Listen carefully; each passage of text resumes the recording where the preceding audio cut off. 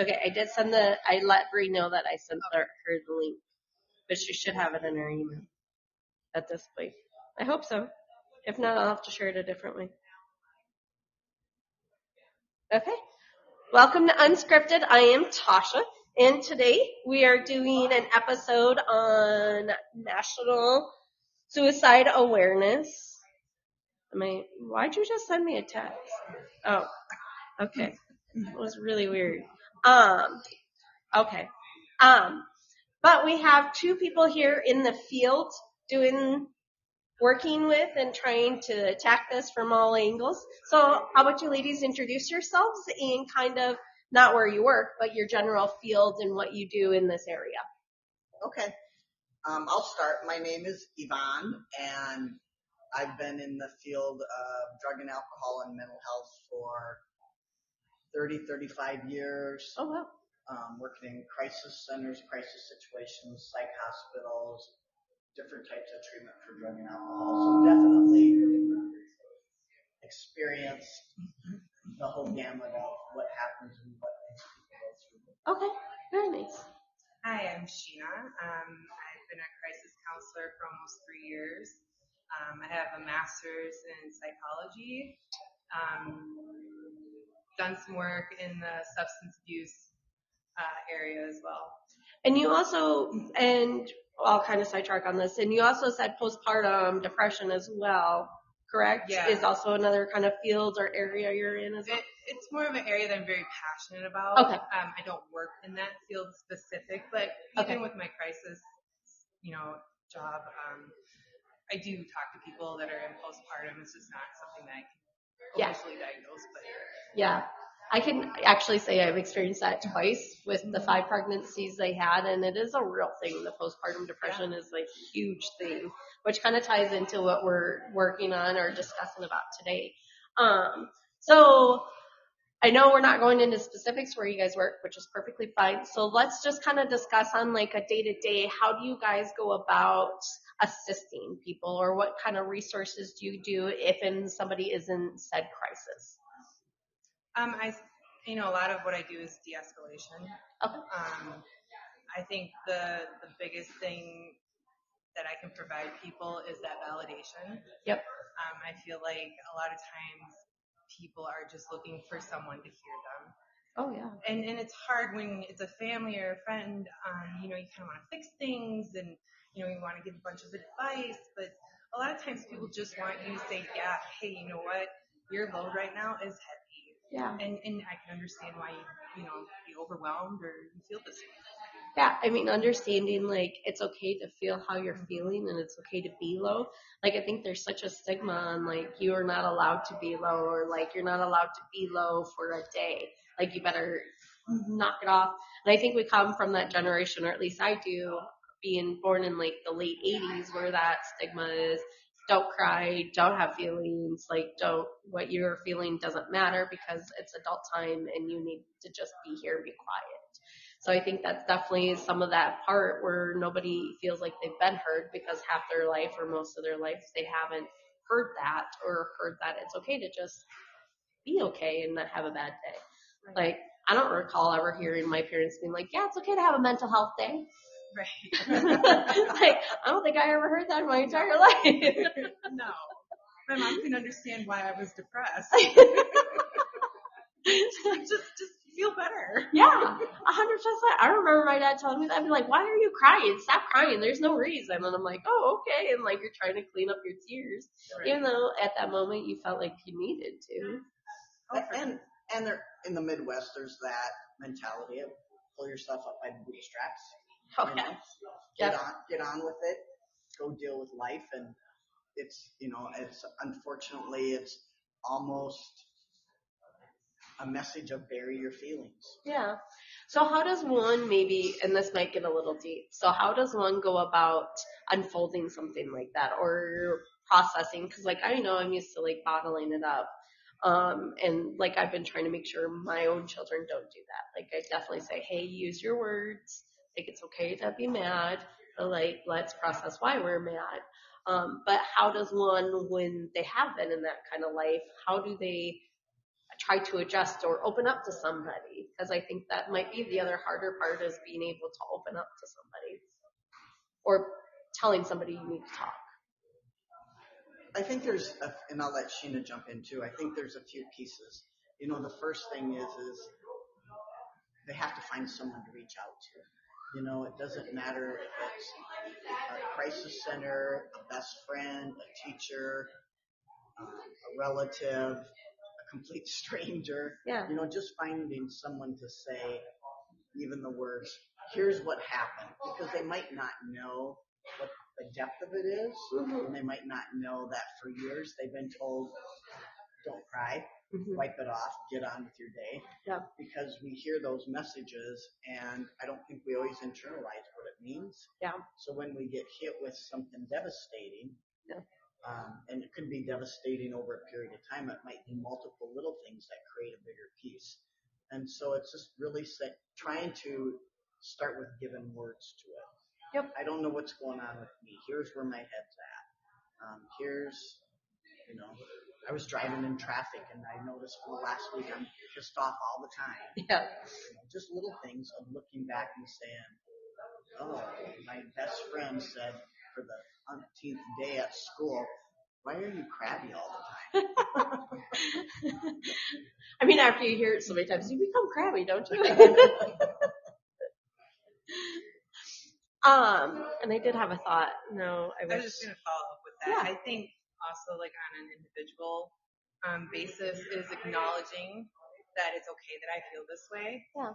And just kind of, taking a second and looking at why do I feel this way?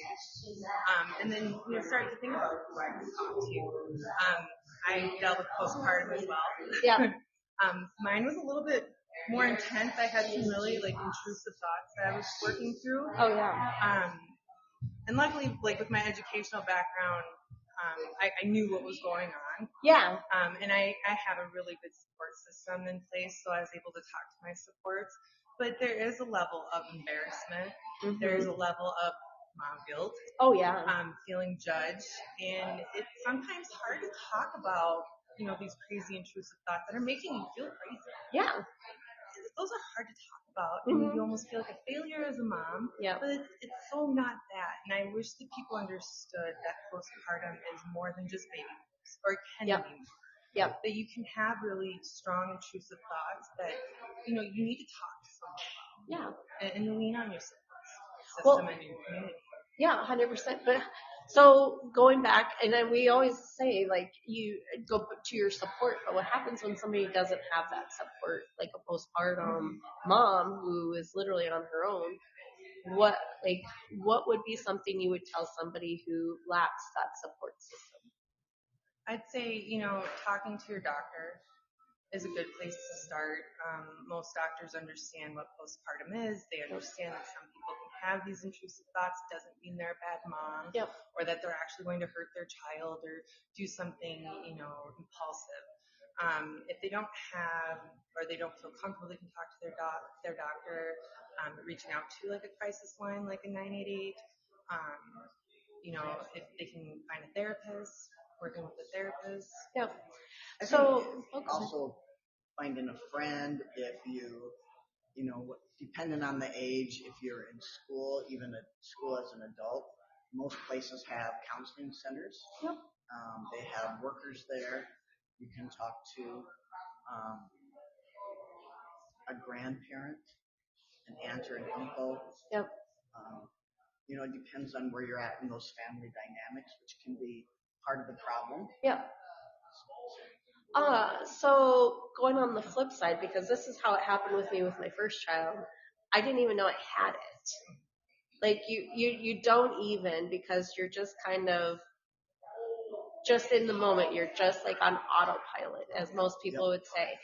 And in my experience, I didn't even know it, because my baby, my oldest was 10 weeks early. I was still in high school, and I was trying to I was still going to work, and I was still managing all these pieces, so I had no clue. And then I went in for a checkup, and the doctor's like, hey, I'm pretty sure you have postpartum depression. And I'm like, no, I don't. So, but it's a hard reality when somebody else then tells you how you're feeling and you have no clue that that's how you're feeling. So, what is something you would give or words, or how would you go about to having someone accept that? Or what would be I don't know how to word the question, but what would you say to somebody to try to say, hey, it's okay to have it, be postpartum depression or the intrusive thoughts? Like, how would you go about having somebody just be like, hey, it's okay, you didn't know, because life is life, and sometimes we don't have time to check in with ourselves at that point.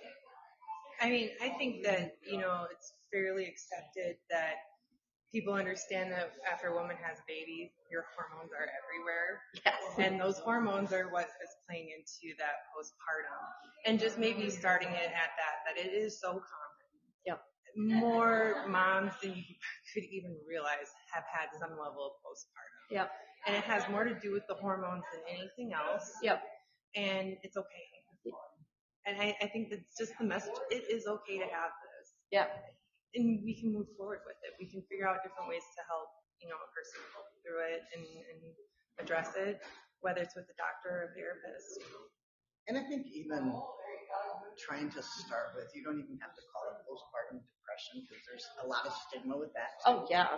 Just saying, having that conversation, if you know somebody who's recently had a child, approaching them and saying, hey, what's happening? Yep. Have you noticed like where your thinking is at? Mm-hmm. Are you more tired? Are you really struggling to get through the day? Yep. What are some things that are happening? Are you eating?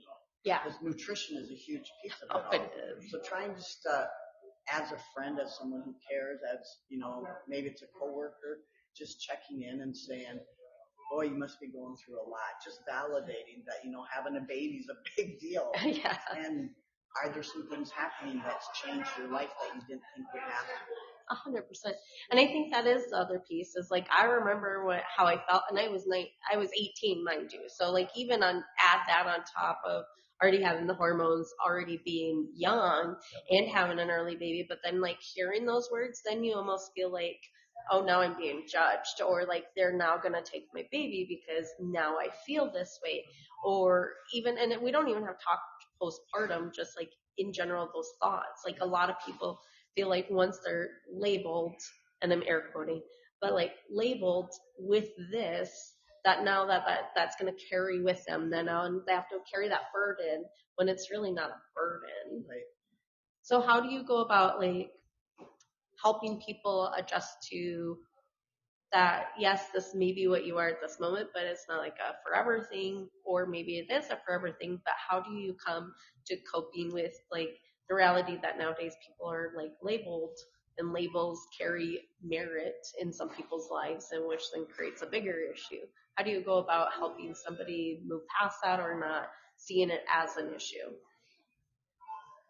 I think it goes back to this is a common thing. I think it really goes back to that far more people struggle with some form of mental struggles than not. Mm-hmm. I mean, be it anxiety, depression, bipolar. I mean, the list goes on. So many people have anxiety, or so many people have depression, and it's a very common thing to have to face. But they don't have to do it alone. That's the biggest thing. And I think the way our world is currently, there is a lot of stress. There is a lot of expectations. You have very few two-parent households anymore. And even if you do have a two-parent household, you need both parents working. And so then you add all that onto whatever's going on. Yep. And the guilt of not being able to be home or be at your kids' activities, or make enough money, pay rent, etc. And so it's one of those layering things that, again, you just really need. Sheena talked earlier about a support system. A support system doesn't have to be 10, 20, 30 people. A support system really is, do you have one or two people that you can talk to? And if it's a great friend, awesome. But it may be, like Sheena said, a crisis line. It may be, somebody at a church. Even if you don't go to church, did you when you were younger? Yep. Is there a church you can go to and say, hey, I don't want to tell you who I am, but can I talk to somebody? Yep. Because there's churches out there who will open their doors to say, I don't even have to know your name. Just, I'm here to Yeah. be a safe place. Yeah. Yeah. So in your guys' lane, is there support groups or resources that you provide to people? Because I know support groups are a huge piece, but I don't know if there's any here locally in the area. I'm not aware of anything, but I guess I haven't looked too far into it. There could be some, but I'm not aware of them. Yeah, I'm not either. I would say the best way to look for like a support group again would be go online if you can, go down to a library if you need to, and go online. Check with a church, check with a mental health center, see what they offer, close to you. And again, it depends on transportation. That's a big key for some people is I can't get anywhere. Yeah. But there's a lot of things you can find online still. That's good, bad, or otherwise. One of the blessings of COVID is there's a lot of online support groups, and they're out there for everything. It's just trying to Google the right name to find it and log in. Okay. Well, now I know what I need to do. I need to start a support group. Yes, let's do it. Well, and I only see that is because some people, religion is a huge piece. Like, they don't want to bring religion into it. And I'm not saying that's me or anybody, but I know that there are certain, either their lifestyles don't accommodate to what a religion would be acceptable of. So, like, trying to be mindful of other people's lives, that, like, churches may not be the most safe place for them. So that's kind of where, like, groups are a huge piece. Like, it's a nice open door, kind of like AA groups. Like, they have those. You come in anonymously. You say, hey, here's my problem. But it's nice to have a support group for, like, single moms who are dealing with postpartum. Like, that would be a great group to have. Like, or somebody who may grievances where they just lost a family member or a husband, and like those support groups are great because they're specific to that need or desire that they're trying to cope with. Right. So that was the only reason I was wondering if they're. Oh, that's one thing we lack, I guess, in this area. It is, and again, support groups can be.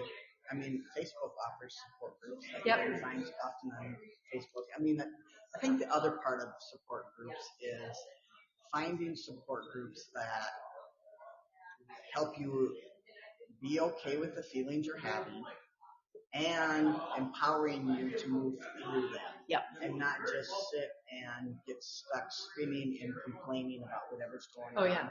Or staying stuck in the trauma, because when you stay stuck in the trauma, there's absolutely no healing that happens, and you lose so much of yourself. And that's, again, another one of those common things that seems to be happening throughout the entire world, and people, even in the crisis world, people get caught up in, let me tell you about my trauma today, tomorrow, the next day, the next time we meet, the next, and it's really, you need a support group that's going to say, hey, Sheena, I know you have a lot of emotions and feelings, and I totally validate them, and I'm here with you. However, I'm worried that you're getting stuck in that, and how do we help you move through it? Because you have to take action in order to, you're not forgetting about what happened, and you're not denying what happened, but you still have to live your life and find a purpose to it.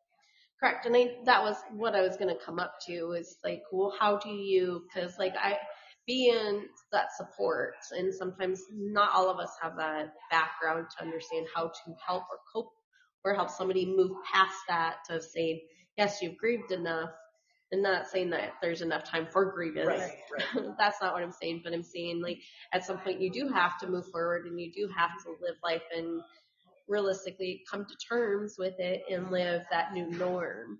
So I was just going to ask, how does one, say, lack thereof, the experience or education help somebody who is stuck in that rut? How does one be able to assist and say, okay, hey, I understand this is a trauma, but we've been here.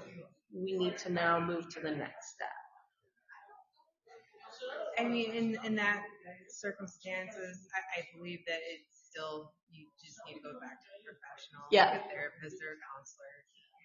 Because a lot of times grief for traumas, they're very, very intricate, overwhelming. Oh, yeah. There's so much going on that having a professional help that person get through it is the best bet. I do think that if there's somebody that you know that you're like, hey, you're stuck. Yeah. Validating where they're coming from and why they might feel stuck or why they are stuck. Yeah. I think validation is such a key point for helping people. So yeah, I think that it has to go back to a professional because that stuff is just it can be so heavy. And it can be layered. It can be, a death today that somebody's experiencing or a trauma could have multiple layers that originated back when they were 3 years old. It is. It's true. It's so true. And so it's finding someone who can help you work through it, professional, or even again as a friend saying, what are you learning from this? Yep. I know that this is hard, this is devastating, but what strengths are you gaining from this? Which is usually where you find people that start charities or they do all these things in the name of their loved one. Yep.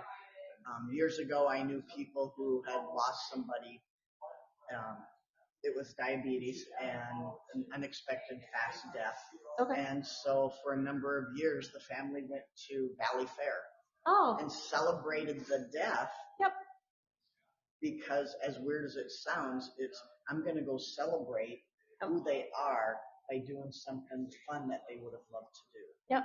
So you find good memories, good things to pull from to find a bit of peace with it too.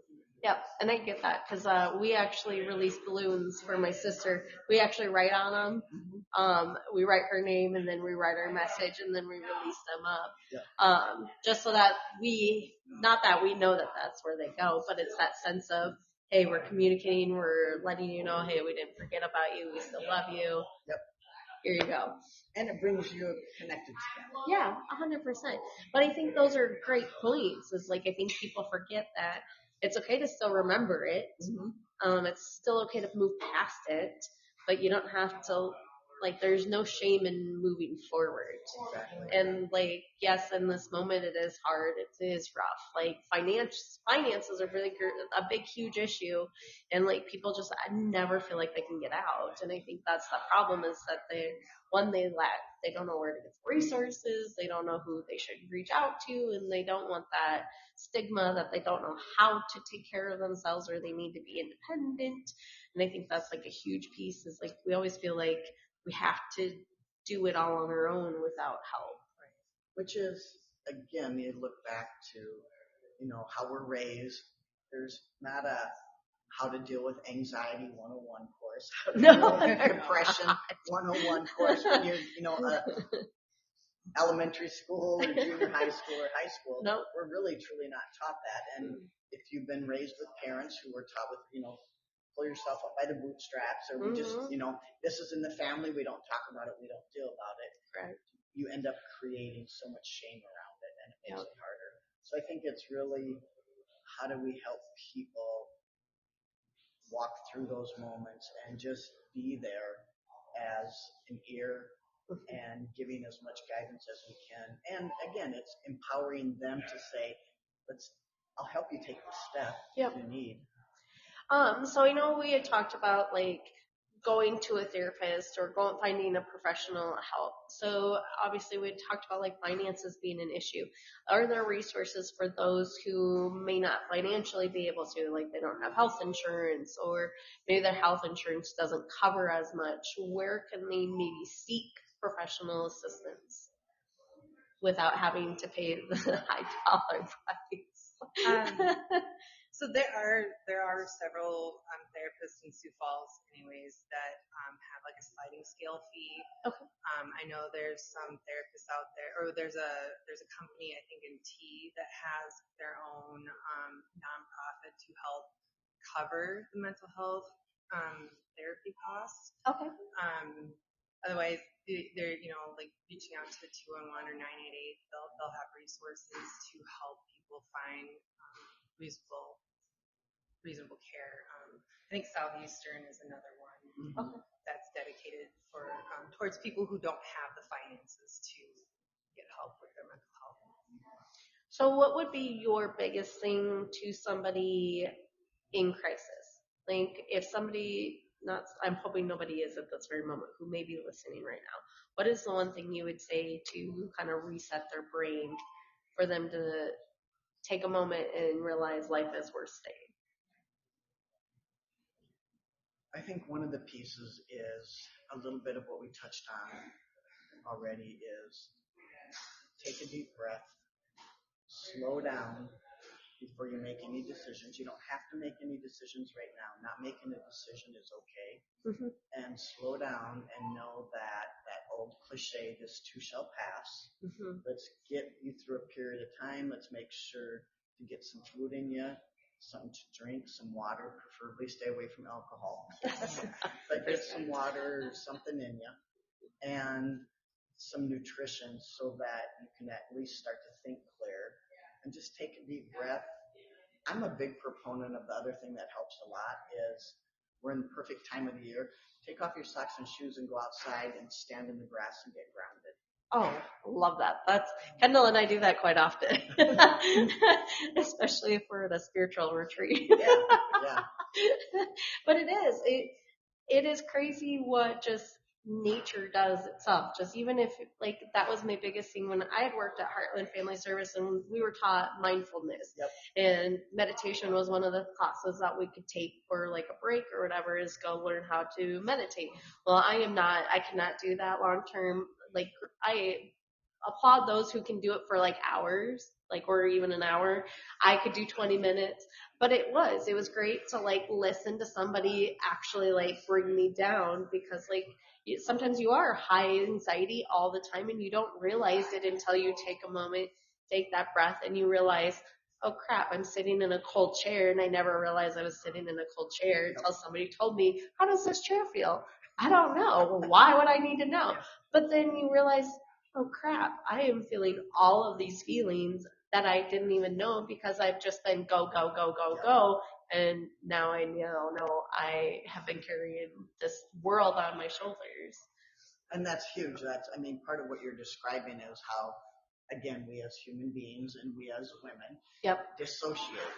We take care of our kids, we take care of the house, we take care of, our boyfriend, husband, spouse, we take care of the car, we take care of, and men go through the same stuff. They're trying to take care of the bills and work. And so we all have a tendency in some level to dissociate and just not be connected to our body and even know that, oh wow, the chair I'm sitting on is cold or is super uncomfortable. And why do I keep sitting on the same chair all the time? Yeah, 100%. It's crazy. Like just taking that moment in, like I actually had learned, once I had learned that, I have my third kiddo way back then, he would just get upset over the smallest, teeniest things. And I was like, dude, and him and I would just get upset with each other.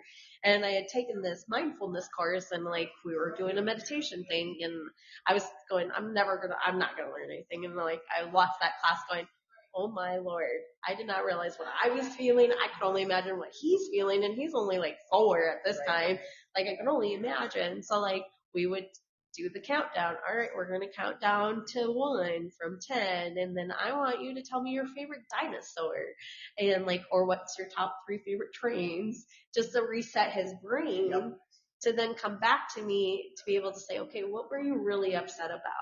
And then that's when he could be like, I didn't get ice cream. And I'm like, oh, well, why are we screaming at me for no reason?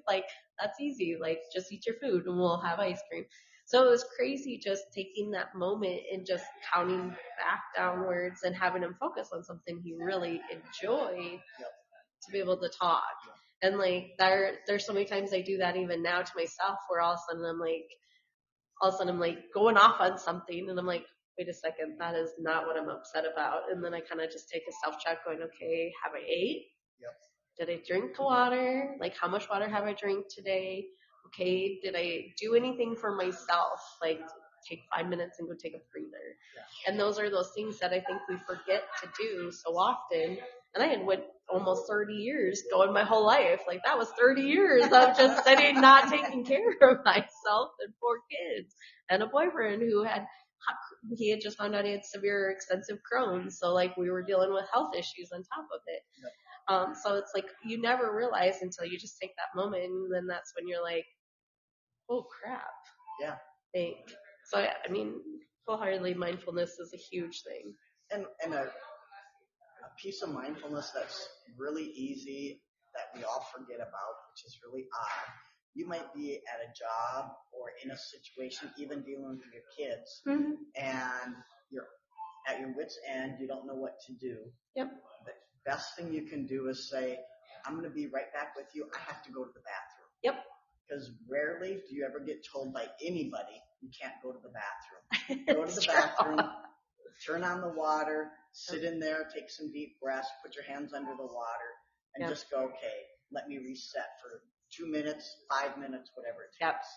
Yeah, and it's crazy, like taking that moment away, because you take that moment, you both get a chance to breathe. The other person doesn't realize you're giving that to them until after you walk away from the situation. Exactly. And that's when you're like, oh, hey, now I know why. And again, the bathroom is the easy thing. And the part that's so healing about that, as weird as it sounds, is if you're in chairs and we're angry right now together having an argument, you usually can't fix that in the same chairs you started in. Nope. So walking away gives that distraction as well as shifts the energy. I can look at things from a different perspective. Yeah, and I've learned even like saying, hey, I'm not, and I've said it before, and Kendall can testify this. I will say, hey, I'm not in a good headspace for this conversation. Yep.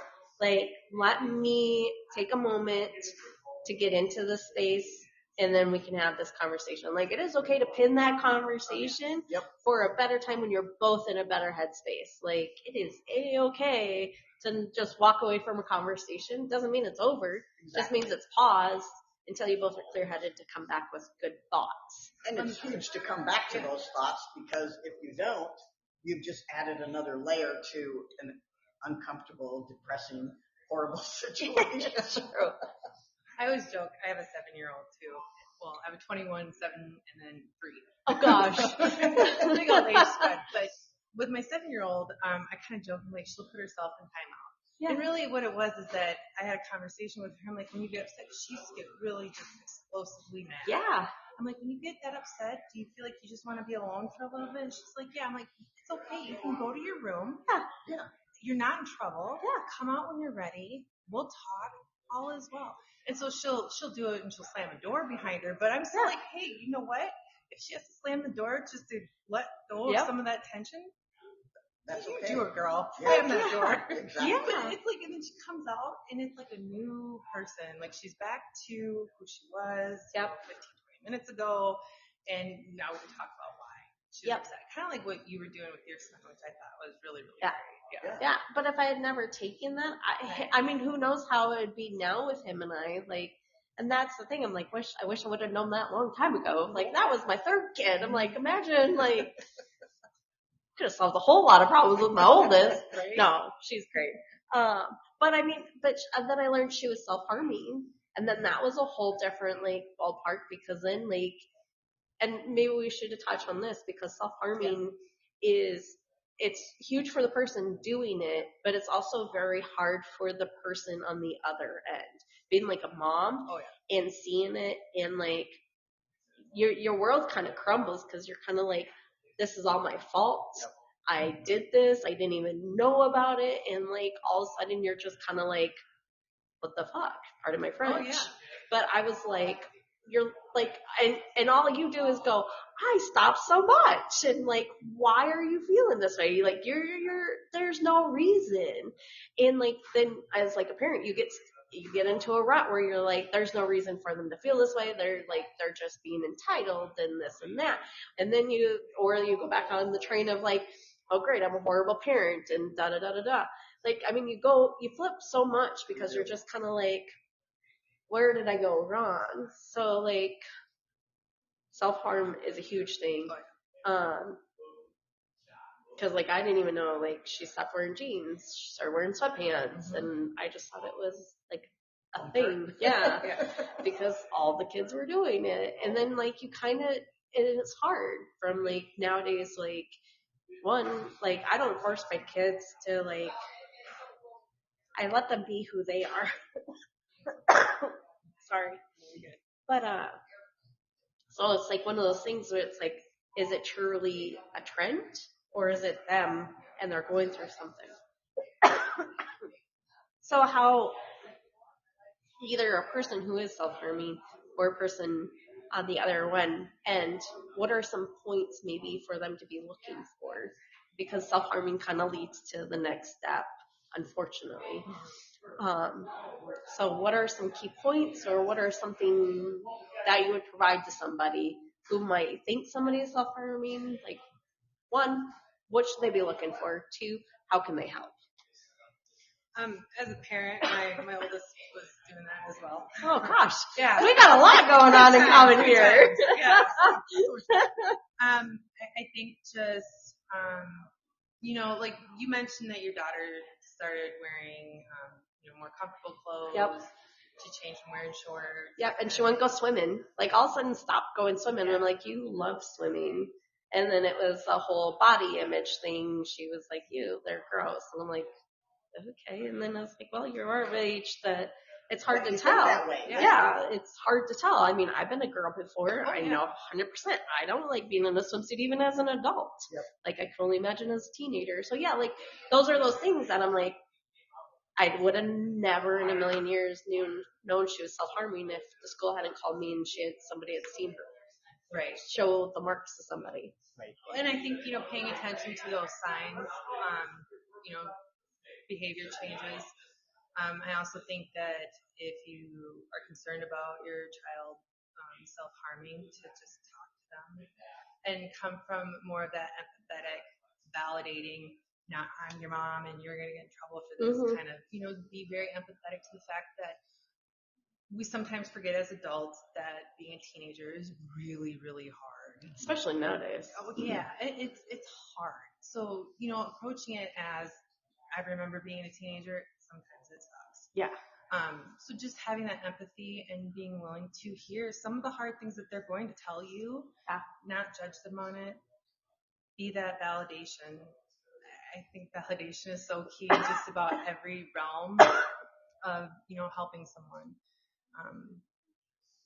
And you know what? And if it's something, if they're self-harming, again, I can't emphasize enough, but getting professional help, having that professional come in to help them, cope and deal with whatever they're going through at that time.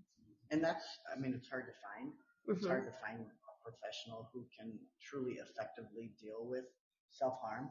It's true. It's when I worked in a psych hospital, we had a gal who her self-harm was stabbing herself in the stomach. Oh gosh. And it would be with pencils, different things like that, things that you wouldn't normally think of. No, my daughter's was a wooden pencil. She'd break, and I was like, what? Yeah. I'm like, sounds so painful. Yeah. And she worked with a therapist, the gal worked with a therapist. Come to find out, it wasn't even related to anything happening today. It was memories of being abused as a kid, and her stomach would hurt, and she would stab her stomach to make the memory stop, so she wasn't triggered.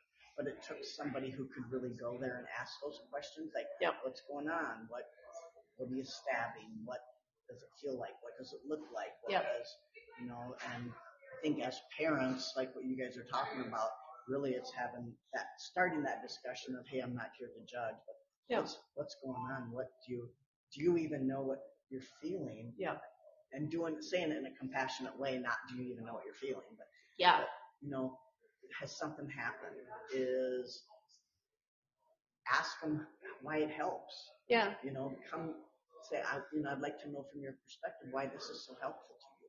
And it is true, because I had asked her, I was like, why? And she's like, I need to escape the stress. She's like, the anxiety that I feel, every time I do it, I feel like it just gets released. And I was like floored by that, because I would have never known if I hadn't asked, like, why. Right. But tone is a huge piece, because I could tell when I was frustrated with her, the conversation didn't go as well. Exactly. And when I came in more as not that I wasn't caring before, but it was when I changed the tone of the conversation that she started opening up more about the whole thing. And I mean, tone is a huge piece, like body language, space, and tone. Yep. Like you do need to create that safe space. Yeah. And like, her therapist at that time was like, she needs a safe space, and I'm like, the house, like. How is my house not Yeah, safe? Right. yeah, and again, coming from a mom, I'm like, all I do is create this safe space, like, Right. but then it's you have to go back and put yourself in their perspective, Exactly. and so like we made her closet a safe space, so we like turned that into like putting pillows and a lamp, and like she could shut the door, and then that was just her space, like nobody could invade that space unless she invited them. Right. And so that was kind of like, it's eye opening, but it's also hard from a parent standpoint to be like, what the, like, Yeah. and sometimes it's hard to tell if it's just hogwash because like coming from my generation where that's not a thing, Right. and like feelings and emotions were not allowed, and I'm like, suck it up, buttercup, and like trying not to do that, being like, well, I grew up and I had to do this, and like I had to retrain my own self to not say the same things. Right. And the other piece of it that we've touched on multiple times here is, as parents, we get caught up being busy, go, go. You have other kids that you're trying to attend to. So realizing that, right, wrong, or otherwise, it's easy to not know where your kid's at. It's really easy. And it's okay. It is. 100%. It really is okay. Yep. Because kids don't talk. Exactly. Like, they're not. We love our kids, Yep. like, no matter what, and we love the people who are around us. But again, we're only one person to many. Yep. And so, like, I think that was a hard thing for me. I was like, oh, I didn't give enough to her. And so, like, I actually started doing date nights with each individual child to dedicate time to one child. Because then after that, I started to see that helped with them.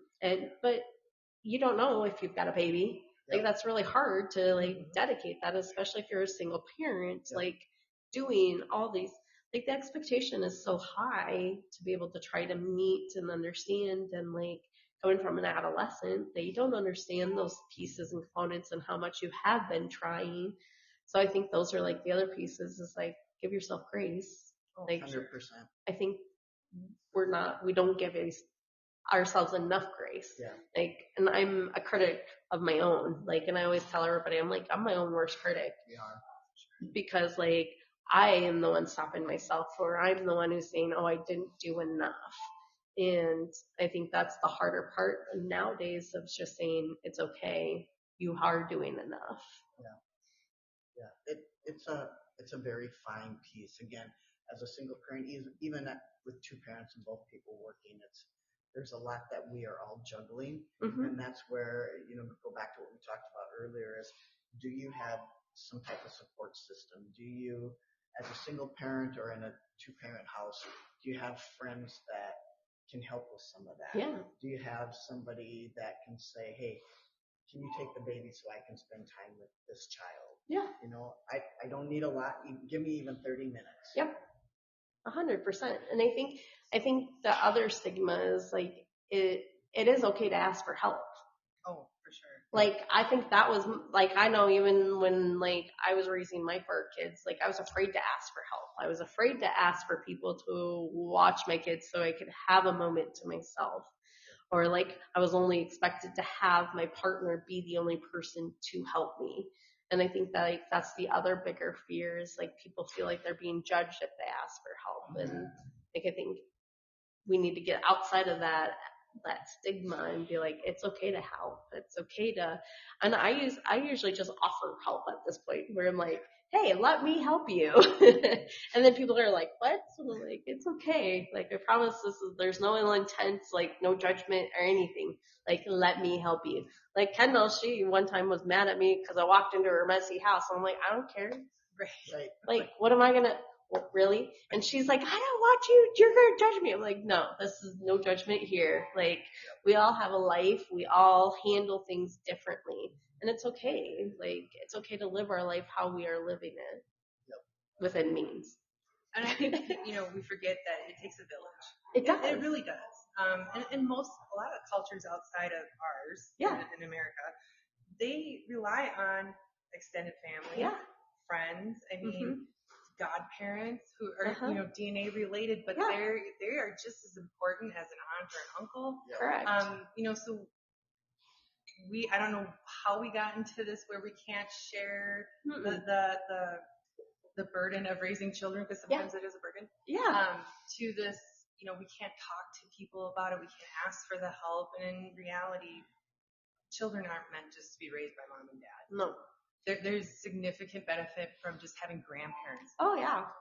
So, I think that we have to get back to that piece of it where we can ask our family and our friends. 100%, because there's something that I don't know that my kids could benefit from. Yep. Absolutely. Like, that's the thing. Like, our kids only learn what they see, and like, if they see somebody else doing it, like, if I know how to make an apple pie and you don't, like, why can't they benefit from learning how to make an apple pie? Right. Oh, exactly. You know what I mean? Like, that's kind of that thing. That's why groups are great. Like, even if you're, like, create your own group where you throw out something on Facebook or wherever and be like, hey, I want to, like, I just went to a women's dinner Thursday. And somebody on Facebook was like, hey, we're going to do a Girls Who Dine Together group.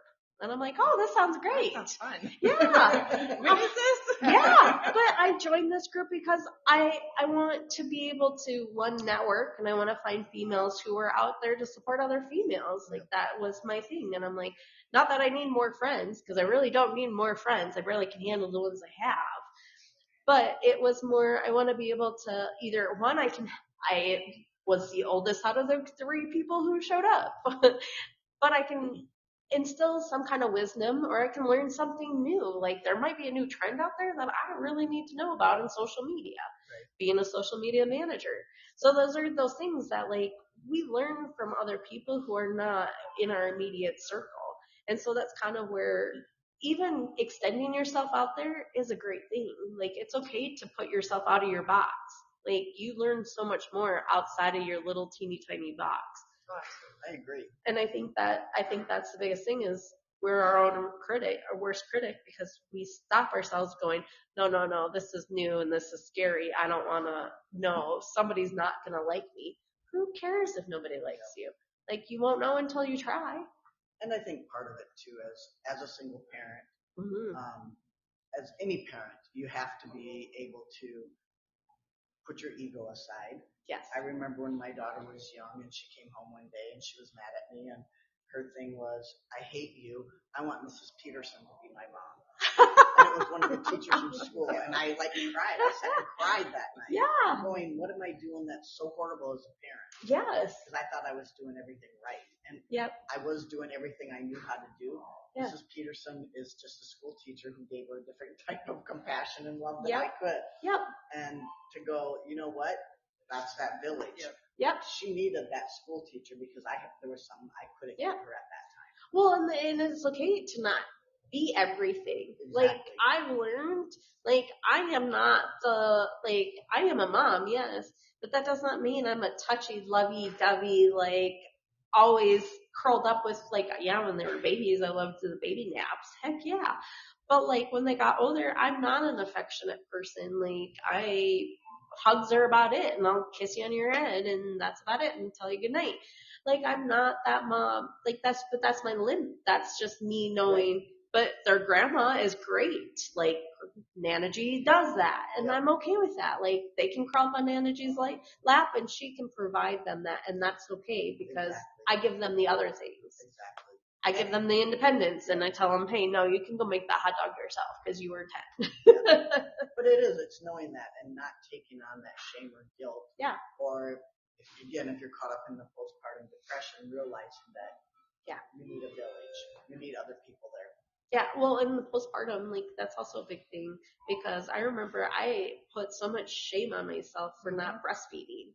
Oh, like, isn't that rough? It is, but when the baby's 10 weeks early, you can't get your milk to drop because, one, you're 17, and two, the baby's been way too early and you didn't get induced. Like, there are so many different factors. into why Yep. you can't breastfeed. Yeah, And exactly. that seems like the new thing to like shame moms about, like, oh, you Yeah. didn't breastfeed, you know, you're such a terrible mom. It's like, well, No. sometimes it just don't work. No. I'm No. one of them that just don't work. Yeah. And it doesn't, like, If that baby's a happy baby. 100%. Yeah, and I even, like, with my third kid, it was my third kid, I was, like, trying flaxseed, and I was hammered, like, I was eating peanuts and trying to get as much proteins in, and there are some moms who just can't produce, Yeah. like, I would go pump at the same time another mom would, and she would triple the amount of milk, and I'd feel like, oh shit, I don't know what I'm doing wrong, how come I can't do that, and, like, I would shame my own self on my own. She wasn't doing it to me. I did it to myself. And so it was kind of one of those things where, like, sometimes you just can't. Your body, your lifestyle, your own genetics don't allow for it. And it's okay. And that's where the village comes in. Yes. Or your support people. Same thing. All 3 of my pregnancies couldn't get it done.